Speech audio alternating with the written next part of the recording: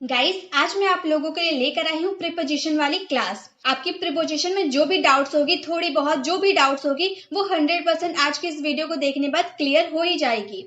तो सबसे पहले प्रीपोजिशन का मतलब क्या होता है ये जान लेते हैं। प्रीपोजिशन बना होता है दो वर्ड्स से मिलकर, प्री और पोजिशन। प्री का मतलब होता है पहले और पोजीशन का मतलब होता है जगह। तो किसी जगह पर पहले आने वाले वर्ड्स को हम प्रीपोजिशन कहते हैं। ये तो हो गई बेसिक चीजें, लेकिन अगर हम इसके रियल मीनिंग पे जाए, इसके डेफिनेशन पे जाए, तो हम कह सकते हैं ऐसे शब्द जो नाउन या प्रोनाउन का एक दूसरे शब्द से रिलेशन बताता है, उसे ही हम प्रीपोजिशन कहते हैं। तो चलिए देखते हैं, हम सेंटेंस के थ्रू समझते हैं कि प्रीपोजिशन का किसी भी सेंटेंस में क्या काम होता है। ये हम देखते हैं। सबसे पहला जो हमारा प्रीपोजिशन होता है वो है फ्रॉम। फ्रॉम का मतलब होता है किसी जगह से, किसी समय से या किसी स्रोत से। आप हिंदी वाले मीनिंग में देखिए, किसी जगह से। जब आप किसी जगह के बारे में बात करें तो फ्रॉम का यूज कर सकते हैं, किसी समय के बारे में बात करें तो फ्रॉम का यूज कर सकते हैं, और किसी स्रोत के बारे में, सोर्स के बारे में बात करें तो फ्रॉम का यूज कर सकते हैं। चलिए देखते हैं सेंटेंस में कि आखिर ऐसा कौन सा जगह में हम फ्रॉम का यूज कर सकते हैं। जैसे मैंने कहा, मैं अगले साल से अपना काम करूंगी। मतलब किसी समय के बारे में मैं बता रही हूँ ना, समय के बारे में, कि मैं अगले साल से अपना काम करूंगी, अभी नहीं करूंगी, लेकिन अगले साल से मैं अपना काम करूंगी। तो ये समय कौन बता रहा है? हमारा फ्रॉम। ये जो हम से जो बीच में बोल रहे हैं ना, से, किसी समय से। फ्रॉम का मतलब हो गया से, किसी समय के बारे में बताने के लिए हम फ्रॉम का यूज करेंगे। मैं अगले साल से काम करूंगी, I will start my work from the next year. तो ये जो आप से लगाए हैं ना, से की जगह पे ही आपका ये फ्रॉम आया है। मैं अगले साल से अपना काम करूंगी, I will start my work for the next year. आप इस तरह से बोल सकते हो, मैं अगले महीने से अपना काम करूंगी, I will start my work from the next month. इस तरह से आप अपने सेंटेंसेस को बना सकते हैं। नेक्स्ट है, मैंने ये जरूरी जानकारी यूट्यूब से ली। अब आपने कोई जानकारी ले ली, तो मैं आपसे ये पूछ रही हूँ कि तुम ये जानकारी कहाँ से ली, तुम्हें ये इंफॉर्मेशन कहाँ से मिला, जो भी डिटेल्स है तुम्हारे पास वो कहाँ से मिला। तो आप बता रहे हो मुझे कि मैंने ये जरूरी जानकारी यूट्यूब से ली।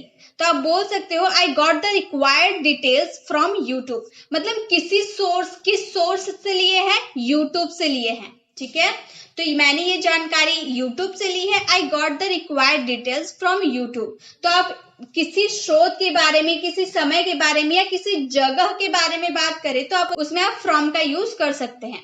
जैसे एक सेंटेंस में आपके लिए देती हूँ, मैं दिल्ली से आ रही हूँ। इसका आंसर आपको देना है कमेंट बॉक्स में।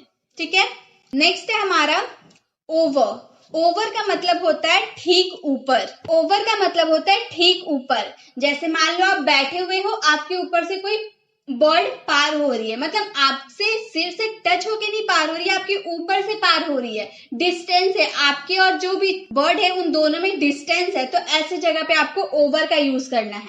जैसे पक्षी सिर के ऊपर से निकल गई। ये लड़का यहाँ पे खड़ा था और ये जो पक्षी यहाँ पे आप देख रहे हैं ना, इसके सिर के ऊपर से निकल गई, लेकिन ये इसके सिर को टच नहीं कर रही है। इसके सिर को टच करती तो हम अलग प्रीपोजिशन का यूज करते हैं। ये सिर को टच नहीं की हुई है, तो हम यहाँ पे क्या यूज करेंगे? ओवर का।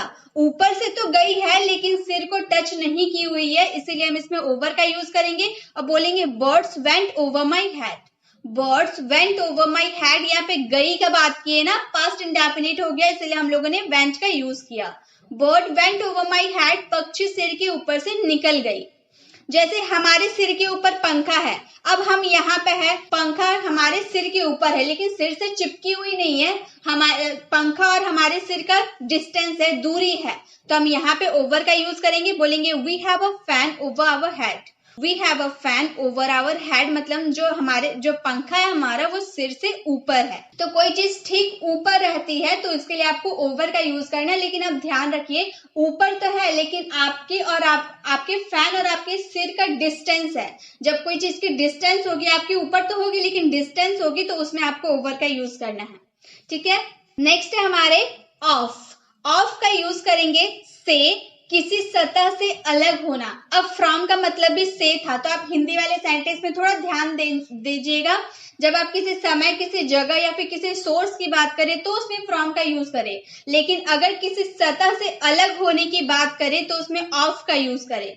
किसी सरफेस से अलग होना, जैसे यहाँ पे ये बुक रखा हुआ है, टेबल पे ये बुक रखा हुआ है, अगर मैं यहाँ से ये बुक को उठा लूं तो ये क्या अपने सरफेस को छोड़कर ऊपर उठ जाएगा ना, अपने जगह को छोड़ देगा।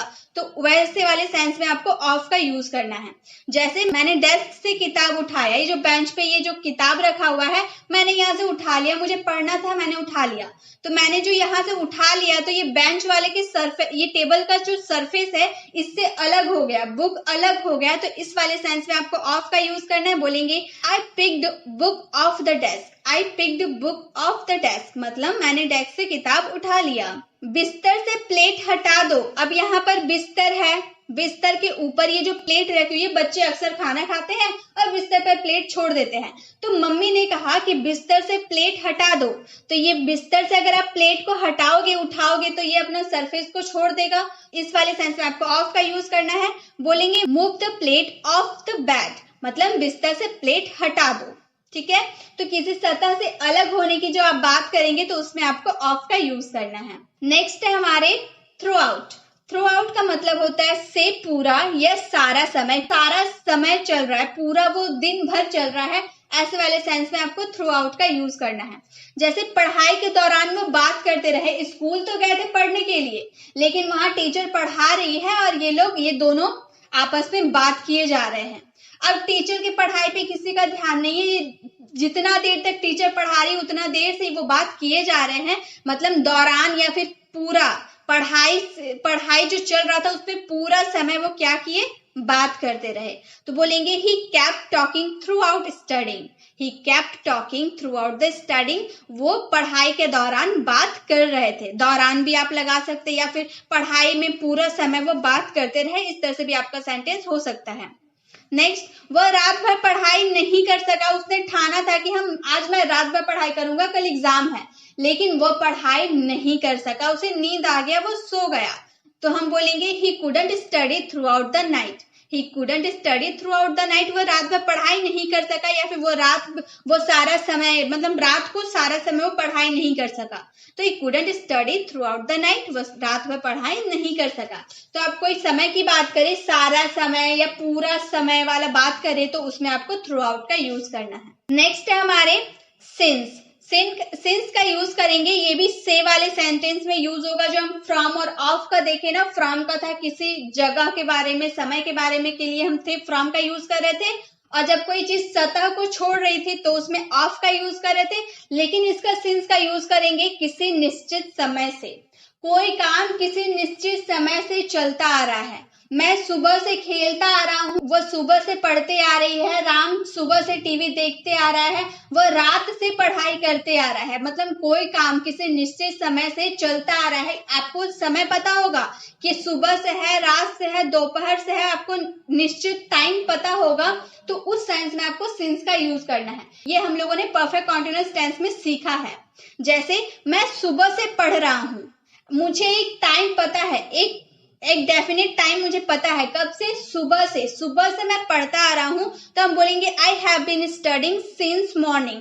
अगर मैं बोलूँ मैं रात से पढ़ता आ रहा हूँ, I have been studying since night. मैं दोपहर से पढ़ रहा हूँ, I have been studying since afternoon. इस तरह से आप यहाँ पे सिंस का यूज करेंगे, मॉर्निंग, आफ्टरनून, जो आपको डेफिनेट टाइम पता हो ना, तो उसमें आपको सिंस का यूज करना है। वह सोमवार से काम कर रहा है, कब से काम कर रहा है, सोमवार से, उसको पता है ना कब से वो काम कर रहा है, सोमवार से। तो हम बोलेंगे he has been working on it since Monday, मतलब वो मंडे से काम करते आ रहा है, he has been working on it since Monday. तो जब आपको एक डेफिनेट टाइम पता हो, मंडे, मॉर्निंग, इवनिंग, जो आपको एकदम डेफिनेट टाइम पता हो, तो उस वाले सेंस में आपको सिंस का यूज करना है। लेकिन फोर का यूज कहाँ करना है? फोर का यूज हम उस जगह करेंगे जो हमारे डेफिनेट टाइम पता ना हो। अगर मैं बोलूं मैं 2 घंटे से पढ़ रहा हूं, मैं क्या बोल रही, मैं 2 घंटे से पढ़ रहा हूं, 2 hours, ठीक है, तो ये क्या हमारा डेफिनेट टाइम है? मैं बता रही हूँ 2 घंटे। अब 2 घंटे, अब सुबह से 2 घंटे, दोपहर से 2 घंटे, रात से 2 घंटे, कब 2 घंटे, ये मैं नहीं बता रही हूँ। मैं सिर्फ इतना बता रही हूँ कि मैं 2 घंटे से पढ़ रही हूँ। तो हमें डेफिनेट टाइम पता नहीं है, तो इस वाले सेंस में आपको सिंस ना लगाकर फोर लगाना है।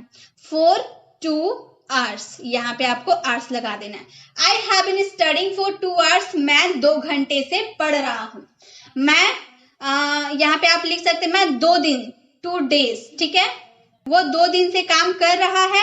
He has been working on it 4 2 days। इस तरह से आपको सिंस ऑफ 4 का यूज करना है। अगर आपको डेफिनेट टाइम पता हो तो उसमें आपको सिंस का यूज करना है, लेकिन अगर 2 घंटा, 2 दिन, 2 महीना ऐसे करके डेफिनेट टाइम पता ना हो तो उसके लिए आपको 4 का यूज करना है। आई होप आपको सिंस ऑफ 4 में जो भी कंफ्यूजन थी क्लियर हो गई। अब चलिए एक सेंटेंस में आपको होमवर्क के लिए देती हूँ, जो आपको सिर्फ इतना बताना है कि उसमें सिंस लगेगा या 4 लगेगा। सिर्फ इतना मुझे बताना है, पूरा सेंटेंस नहीं बताना है। जो मैं आपके सामने जो सेंटेंस बोलने जा रही हूँ उसमें क्या लगेगा बस आपको वो बताना है। मैं बोल रही हूँ वो 2016 से हिंदी बोल रहा है। अब इसमें सिंस लगाना है या 4 लगाना है, इसका आंसर आपको कमेंट बॉक्स में करना है, ठीक है। नेक्स्ट है हमारे एक्रोस। एक्रोस का यूज करेंगे किसी चीज के पार, किसी चीज के इस पार से उस पार जाने में हम क्या यूज करेंगे, एक्रोस का यूज करेंगे। गांव के उस पार एक नदी है, यहाँ पे देखिए गांव है, गांव के इस पार क्या है, नदी है। गांव के इस पार नदी है तो बोलेंगे there is a river across the village. There is a river across the village, गांव के उस पार एक नदी है। तो जब आप किसी खुले एरिया की बात करें, ये इनक्लोज्ड एरिया नहीं, खुला एरिया है, खुला एरिया की जब बात करें, इधर से उधर जाने की, इस पार से उस पार जाने के लिए बात करें तो उसमें अक्रॉस का यूज करें। जब आप मेरी बातों को ध्यान से सुने, जब आप खुले एरिया की बात कर रहे हैं, क्या मैं बोल रही हूँ ध्यान दीजिए, जब आप खुले एरिया की बात करें, इनक्लोज्ड एरिया नहीं, खुले एरिया की बात करिए, पूरा गांव एक खुला एरिया है। खुला एरिया में जब आप इस पार से उस पार जाते हैं तो उसमें आपको अक्रॉस का यूज करना है। इनक्लोज्ड एरिया के इस पार से उस पार जाने के लिए क्या यूज करेंगे मैं आपको थोड़ी देर बाद बताने वाली हूँ। तो आप पहले इतना ध्यान दीजिए, जब आप खुले एरिया की बात करें इस पार से उस पार जाने के लिए तो उसमें आपको अक्रॉस का यूज करना है। There is a river across the village, गांव के उस पार एक नदी है। रोड के उस पार मेरी दुकान है। मान लो मैं यहाँ पे खड़ी थी, इस आदमी ने मुझसे पूछा कि तुम्हारी दुकान कहाँ है, मैंने बोला कि रोड के उस पार मेरी दुकान है। तो इस पार से उस पार, ये आदमी चल के जा रहा है ना, इस पार से उस पार जा रहा है, इसलिए हम इसमें अक्रॉस का यूज करेंगे। There is my shop across the road, road के उस पार मेरी दुकान है। There is my shop across the road, तो इस पार से उस पार जाने के लिए हम across का यूज करेंगे जब हम किसी खुले एरिया की बात करें तो across का यूज पता चल गया। अब एक सेंटेंस मैं आपको होमवर्क के लिए देती हूँ, मेरे घर के उस पार एक जंगल है। इसका आंसर आपको कमेंट बॉक्स में करना है। नेक्स्ट है हमारा एक्सेप्ट। एक्सेप्ट का यूज करेंगे को छोड़कर, मतलब कोई चीज है उसको छोड़कर हम बात करेंगे तो उसमें एक्सेप्ट का यूज करेंगे। जैसे आप सेंटेंस को देखिए, शनिवार के अलावा दुकान हर रोज खुलती है, मतलब शनिवार को छोड़कर एक्सेप्ट का यूज करेंगे। सैटरडे के अलावा छोड़कर, किसी चीज को छोड़कर, शनिवार के अलावा दुकान हर रोज खुलती है। The shop is open every day except Saturday. The shop is open every day, हर रोज खुलती है दुकान, किसे छोड़कर, एक्सेप्ट सैटरडे। एक्सेप्ट यानी कि छोड़कर, उसके अलावा हर दिन खुली रहती है। मंडे से लेकर संडे तक पूरी खुली रहती है, किसको छोड़कर, सैटरडे को छोड़कर। तो किसी चीज को छोड़कर या के अलावा की बात करें तो उसमें आपको एक्सेप्ट का यूज करना है। रिया के अलावा हर कोई बाहर जा रहा है। अब मान लो सभी घर में प्लान बनाए कि आज हम लोग बाहर घूमने जाने वाले हैं, लेकिन रिया का मूड नहीं है बाहर जाने के लिए, तो रिया ने बोला कि सब चले जाओ, मैं नहीं जाऊंगी। तो हम सेंटेंस को बनाएंगे कि रिया के अलावा हर कोई जा रहा है, या फिर रिया को छोड़कर हर कोई बाहर जा रहा है। बोलेंगे everyone is going outside except Riya, मतलब रिया नहीं जा रही है, रिया को छोड़कर सभी जा रहे हैं। तो everyone is going outside except Riya. तो किसी चीज को छोड़कर या के अलावा की जो आप बात करें उसमें एक्सेप्ट का यूज करें। एक सेंटेंस आप लोगों के लिए है, राम के अलावा हर कोई स्कूल में पास हो गया। इसका आंसर आपको कमेंट बॉक्स में करना है। नेक्स्ट है हमारा टुवर्ड्स। टुवर्ड्स का यूज करेंगे किसी की तरफ या और के सेंस में। जैसे मान लो आप यहाँ पे खड़े हो, ये लड़का आपकी तरफ चल के आ रहा है, तो क्या बोलिएगा, ये लड़का मेरी तरफ चल के आ रहा है, मतलब आपकी तरफ आ रहा है ना, तो किसी की तरफ या किसी की और जाने में ही हम टुवर्ड्स का यूज करेंगे। वह हमारी तरफ आ रहा था, ये जो लड़का है ये हमारी तरफ आ रहा था या हमारी और आ रहा था, तो बोलेंगे he was coming towards us। He was coming towards us, वह हमारी तरफ आ रहा था। वे लोग बाजार की तरफ जा रहे थे, यहाँ पे बहुत बड़ा बाजार लगा हुआ है, ये लोग बाजार की तरफ जा रहे हैं, यानी कि बाजार की ओर जा रहे हैं, तो बोलेंगे they are going towards market। They are going towards market. तो किसी की तरफ या किसी की और कोई जाता है ना, तो उसमें हम टूवर्ड्स का यूज करते हैं। जैसे मैंने कहा मेरे घर की तरफ एक स्कूल है, इसका आंसर आपको कमेंट बॉक्स में करना है टूवर्ड्स का यूज करके, क्योंकि मैंने की तरफ या की और की बात की तरफ की मैंने बात की, इसलिए इसमें आपको टूवर्ड्स का यूज करना है। नेक्स्ट हमारे हैं राउंड। राउंड का मतलब होता है चारों तरफ या चारों ओर, चारों तरफ या चारों ओर। जैसे पृथ्वी सूर्य के चारों ओर यानी कि चारों तरफ घूमती है। ये सूर्य है, पृथ्वी इसके चारों ओर घूमती है। ये तो हम जानते हैं ना कि पृथ्वी सूर्य के चारों ओर घूमती है, तो हम चारों ओर घूमने को ही हम राउंड बोलेंगे। The earth moves round the sun, the earth moves round the sun. पृथ्वी सूर्य के चारों ओर घूमती है। बच्चे स्कूल के चारों ओर जमा हो गए। टीचर ने कहा कि आज स्कूल की साफ सफाई होगी, तो सारे बच्चे मिलकर चारों ओर जमा हो गए। The children gather round the school, मतलब चारों ओर, स्कूल के चारों ओर ये लोग जमा हो गए साफ सफाई करने के लिए। बच्चे काफी एक्साइटेड है कि आज हम स्कूल की साफ सफाई करेंगे, तो वो चारों ओर जमा हो गए। The children gather round the school. तो चारों ओर या चारों तरफ जो हम जमा होने की बात करें, तो उसमें हम राउंड का यूज करेंगे। नेक्स्ट है आउट ऑफ। आउट ऑफ का मतलब होता है के बाहर या में से। आउट ऑफ का मतलब के बाहर या में से। जैसे कि वह दिल्ली से बाहर कभी नहीं गया, मतलब वो दिल्ली में रहता है लेकिन दिल्ली के अलावा कहीं घूमने जाता ही नहीं है, ना वो कोई अदर प्लेस में वो जाता ही नहीं घूमने, वो सिर्फ दिल्ली ही घूमा है, दिल्ली के अलावा वो कोई सिटी में घूमा नहीं है। तब उसमें आउट ऑफ का यूज करेंगे, बोलेंगे he never went out of Delhi. He never went out of Delhi। वह दिल्ली से बाहर कहीं नहीं गया। उसे 100 में से 100 मिला, में से बोल रहा है ना, उसे 100 में से 100 मिला। He got 100 out of 100। He got 100 out of 100। आपने ये काफी सुना होगा स्कूल में, out of 50, out of 50, 60 out of 60, इस तरह से आपने काफी बार सुना होगा। तो उसे 100 में से 100 मिले, He got 100 out of 100। तो में से या फिर के बाहर की बात करें तो उसमें आउट ऑफ का यूज करें। एक सेंटेंस आप लोगों के लिए है, उसे 50 में से 20 अंक मिले। इसका आंसर आपको कमेंट बॉक्स में करना है। नेक्स्ट है अमंग। अमंग का यूज करेंगे बीच में।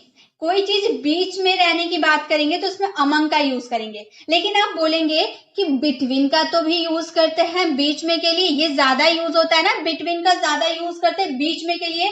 तो गाइस बिल्कुल, बिटवीन का मतलब भी होता है बीच में और अमंग का मतलब भी होता है बीच में। फर्क यह है कि जब आप दो पर्सन के बीच में, दो पर्सन, एक पर्सन यहाँ है एक पर्सन यहाँ है, इन दोनों के बीच में अगर आप है तो उसमें आप बिटवीन का यूज कर सकते हैं। लेकिन अगर मोर देन 2 पर्सन, 2 पर्सन से ज्यादा अगर आप किसी के बीच में रहे तो उसमें आप अमंग का यूज करेंगे। जरूरी नहीं आप 2 जन के बीच में तो भी अमंग का यूज कर सकते हैं, लेकिन ज्यादा अच्छा बिटवीन लगता है। और अमंग का use more than 2 person, 2 person से ज्यादा की अगर आप बात करें तो उसमें अमंग का यूज करें। जैसे वे खुद के बीच बातें कर रहे थे, मतलब अपने आप वो लोग बातें कर रहे थे, आपस में बातें कर रहे थे। They were talking each others themselves, they were talking among themselves. आप अमंग की जगह क्या यूज कर सकते हैं? बिटवीन, क्योंकि ये 2 पर्सन के बीच में रहने की बात कर रहे हैं। अगर यहाँ पे और एक पर्सन रहता है, यहाँ और एक पर्सन रहता है, तो हम उसमें अमंग का यूज करते। ठीक है, मतलब 2 से ज्यादा का पर्सन रहता है तो हम अमंग का यूज करते। लेकिन अगर 2 पर्सन है, उसके बीच में कोई एक पर्सन है, तो उसके लिए आप बिटवीन का यूज कर सकते हैं। तो बोलेंगे दे वर टॉकिंग अमंग देमसेल्व्स या फिर दे वर टॉकिंग बिटवीन देमसेल्व्स। वह आपस में अध्ययन कर रहे थे यानी कि पढ़ाई कर रहे थे। तो यहाँ पे कितने पर्सन है? 4 पर्सन है ना, ये ज्यादा पर्सन है। तो बोलेंगे we were studying among ourselves. We are studying among ourself, मतलब वो आपस में स्टडी कर रहे थे, पढ़ाई कर रहे थे। तो इस तरह से आपको अमंग और बिटवीन में फर्क पहचानना है। ठीक है, नेक्स्ट है अपोजिट। अपोजिट का यूज करेंगे ठीक सामने, दूसरी या फिर उल्टी तरफ। अपोजिट का मतलब होता है जैसे आप यहाँ पे हो, ठीक आपकी उल्टी तरफ कोई किसी की बात करे या फिर ठीक आपके सामने की बात करे। स्कूल तुम्हारे घर के सामने है, ये स्कूल है घर के सामने है, अपोजिट साइड है। ये इस साइड है और ये इस साइड है, अपोजिट साइड है ना, तो इसमें हम अपोजिट का यूज करेंगे। काफी कॉमन है, बहुत यूज करते हैं। तो बोलेंगे school is opposite your house. School is opposite your house. School जो है ना वो घर के अपोजिट साइड है, ठीक सामने दूसरी जगह है। स्कूल गाड़ी के सामने खड़ी हुई है। स्कूल जो गाड़ी है ना, ये स्कूल गाड़ी है, ये स्कूल के ठीक सामने है। तो बोलेंगे school van is park opposite to school. School van is parked opposite to the school. School गाड़ी स्कूल के सामने खड़ी है। ठीक सामने कोई चीज रहती है या उल्टी तरफ रहती है तो उसमें अपोजिट का यूज करते हैं। अब एक सेंटेंस आप लोगों के लिए है, राहुल का घर रोहन के ठीक सामने है। इसका आंसर आपको कमेंट बॉक्स में करना है। नेक्स्ट है एट। एट का यूज करेंगे किसी निश्चित समय पर या में पर के लिए। जैसे वो 5 बजे पैदा हुआ था, मतलब किसी निश्चित समय पर वो पैदा हुआ था 5 बजे, तो बोलेंगे he was born at 5। He was born at 5, वो ठीक 5 बजे पैदा हुआ था। मैं हवाई अड्डे पर हूँ। यहाँ पे आप है और मैंने आपको कॉल किया कि भाई तुम कहाँ हो, तो आप बोलेंगे मैं हवाई अड्डे पे हूँ। हवाई अड्डा, एक बात और याद कीजिए, इन और एट में अक्सर स्टूडेंट की कंफ्यूजन होती है। जब आप किसी खुले स्पेस की बात करें, किसी खुले एरिया की बात करें तो आप उसमें एट का यूज करें, लेकिन अगर आप किसी रूम की बात करें, ये एक रूम है, ठीक है, ये एक कमरा है, इसमें आपको इन का यूज करना है। क्योंकि मैं अभी आपको बता रही हूँ, पहले एट की बात कर ले। जैसे मैं हवाई अड्डे पे हूँ, तो अगर आप यहाँ पे हैं, मैंने आपको कॉल किया कि तुम कहाँ हो, तो आप क्या बोलेगा, मैं हवाई अड्डे पर हूँ। I am at the airport. I am at the airport. लेकिन अगर आप रूम में है और मैंने आपको कॉल किया कि तुम कहाँ हो, तो आप बोलेगा I am in the room. I am in the room. क्यों? क्योंकि रूम एक इनक्लोज्ड एरिया है ना, चारों ओर से घिरा हुआ एक इनक्लोज्ड एरिया है रूम, इसलिए उसमें इन का यूज करेंगे। लेकिन एयरपोर्ट एक खुला एरिया है, पूरा खुला एरिया है, इसीलिए उसमें एट का यूज करेंगे। तो इन और एट में यही डिफरेंस है जो आपको पहचानना है। अगर आप किसी बंद एरिया की बात करें तो उसमें इन का यूज कीजिएगा, जब आप खुले एरिया की बात करें तो उसमें एट का यूज कीजिएगा। मैं दुकान पर हूँ। दुकान पूरा खुला एरिया है, ठीक है, वहां बहुत लोग आते जाते हैं, पूरा खुला एरिया है, तो बोलेंगे I am eight shop. I am eight shop. अब एक सेंटेंस आप लोगों के लिए है, मैं घर पर हूँ। इसका आंसर आपको देना है कमेंट बॉक्स में। मैंने क्या बोला, मैं घर पर हूँ, इसमें इन लगाना है या एट लगाना है वो आप समझिए और इसका आंसर कमेंट बॉक्स में दीजिए। और जब आप खुले एरिया की बात करें तो एट, और जब किसी बंद एरिया की बात करें तो इन। बंद एरिया में इन, और मैंने सेंटेंस बोला मैं घर पर हूँ। इसका आंसर आपको कमेंट बॉक्स में करना है। नेक्स्ट है हमारे विद। विद का यूज करेंगे के साथ या फिर किसी के साथ वाले सेंस में आपको विद का यूज करना है। मैंने गेंद को बल्ले से मारा। मैंने बल्ला लिया था, मैंने बैट लिया था, उसके साथ मैंने गेंद को मारा, तो बोलेंगे I hit the ball with a bat. तो से के लिए विद का यूज करेंगे, I hit the ball with a bat. हम आपके साथ रहेंगे, साथ रहेंगे, हम आपके साथ रहेंगे। वी विल बी या फिर स्टे, आप जो भी बोल सकते हो, with you. I will be with you या फिर I will stay with you. तो विद का यूज करेंगे से या फिर साथ वाले सेंस के लिए। एक सेंटेंस आपके लिए है, मेरी मम्मी मेरे साथ रहती है। इसका आंसर आपको कमेंट बॉक्स में करना है। नेक्स्ट है हमारे बाय। बाय का यूज करेंगे द्वारा से या किसी वाहन से सफर करना। जैसे घर की सफाई नौकर के द्वारा की जाती है। किसके द्वारा? नौकर के द्वारा, खुद नहीं करते, नौकर के द्वारा की जाती है। तो द्वारा की बात करेंगे तो बोलेंगे the house has been cleaned by the servant. The house has been cleaned by the servant. घर की सफाई नौकर के द्वारा की जाती है। किसी के द्वारा कोई काम की जाती है तो उसमें बाय का यूज करेंगे। मैंने हवाई जहाज से यात्रा की। किसी वाहन से सफर करने के लिए भी बाय का यूज करेंगे। मैंने हवाई जहाज से यात्रा की।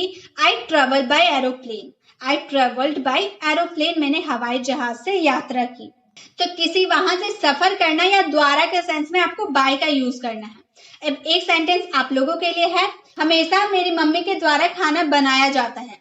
इसका आंसर आपको कमेंट बॉक्स में करना है। नेक्स्ट है हमारे बिफोर।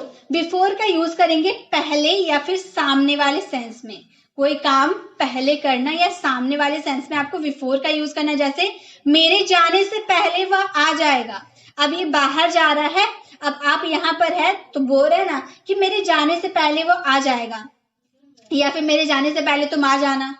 पहले कोई बात पहले हो जाने के लिए हम बिफोर का यूज करेंगे। He will come before I leave. मेरे जाने से पहले वो आ जाएगा। He will come before I leave. अब मैं आपके सामने बोल रहा हूँ, बहुत देर से आपने बोल लिया। यहाँ पे एक व्यक्ति है जो बहुत बोल रहा है, आपने उसे बोला आप बहुत बोलिए। अब मैं आपके सामने बोल रहा हूँ, now I am speaking before you. Now I am speaking before you. अब मैं आपके सामने बोल रहा हूँ। तो बिफोर का यूज पहले या सामने वाले सेंस में करेंगे। जैसे एक सेंटेंस आप लोगों के लिए है, मेरे भूख लगने से पहले खाना बन चुका था। इसका आंसर आपको कमेंट बॉक्स में करना है। गाइस, अब मैं आपको कुछ इंपॉर्टेंट प्रीपोजिशन करवाती हूँ। यहाँ पे मैंने ऑन लिखा, नेक्स्ट, ऑन टू। ऑन और ऑन टू का यूज हम किस वाले सेंस में करेंगे ये आप ध्यान दीजिए। मान लीजिए यहाँ एक टेबल है, यहाँ पर एक कैट बैठी हुई है, ये कैट है यहाँ पर बैठी हुई है। अब ये कैट का यहाँ पर बैठे बैठे मन नहीं लग रहा, ये बोर हो गई, तो ये यहाँ से जंप करके यहाँ आई। तो जब ये यहाँ से जंप करके यहाँ आई तो यहाँ से वो अपना सरफेस को चेंज करके इस वाले सरफेस पे आ रही है, तो उस वाले सेंस में आपको ऑन टू का यूज करना है। मैंने क्या कहा, एक सरफेस को छोड़कर दूसरे सरफेस पे वो जा रही है, इसलिए उसमें ऑन टू का यूज करेंगे। लेकिन अगर ये कैट यहीं पर बैठे बैठे जंप करती, ऊपर नीचे करती, लेकिन वो नीचे नहीं आती, टेबल पे ही ऊपर नीचे करती, तो उस वाले सेंस में आपको ऑन लगाना होता। आई होप आपको समझ में आ गया ऑन और ऑन टू कहाँ लगाएंगे। एक सेंटेंस आप लोगों के लिए है, बिल्ली टेबल से नीचे कूदी।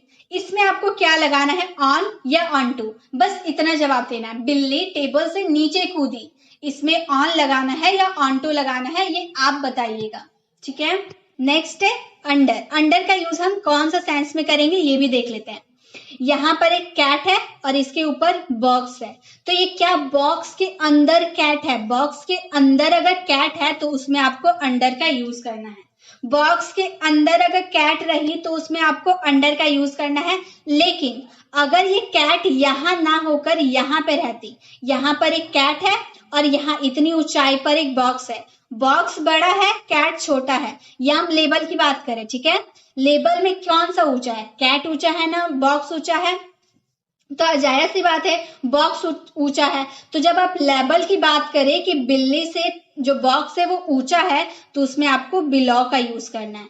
ठीक है, अगर आप अंदर रहने की बात करें कैट का तो उसमें अंडर का यूज करना है। लेकिन अगर आप लेबल की बात करें कि बिल्ली छोटी है और बॉक्स ऊंचा है, तो उसमें आपको विलो का यूज करना है। बिल्ली बॉक्स के नीचे है, इसका आंसर आपको कमेंट बॉक्स में करना है। और आप एक बात बता देते हैं, बिल्ली बॉक्स के नीचे है, आप लेबल को डिसाइड कीजिएगा, क्या लेबल जिसमें आपको बिलो का यूज करना है। लेबल की बात करेंगे कि बिल्ली ये है और इससे ऊंचा है टेबल, इससे ऊंचा है बॉक्स, बॉक्स से छोटी है बिल्ली, लेबल की बात करेंगे तो उसमें बिलो का यूज करना है। बॉक्स से नीचे बिल्ली है, इसका आंसर आपको कमेंट बॉक्स में करना है बिलो का यूज करके।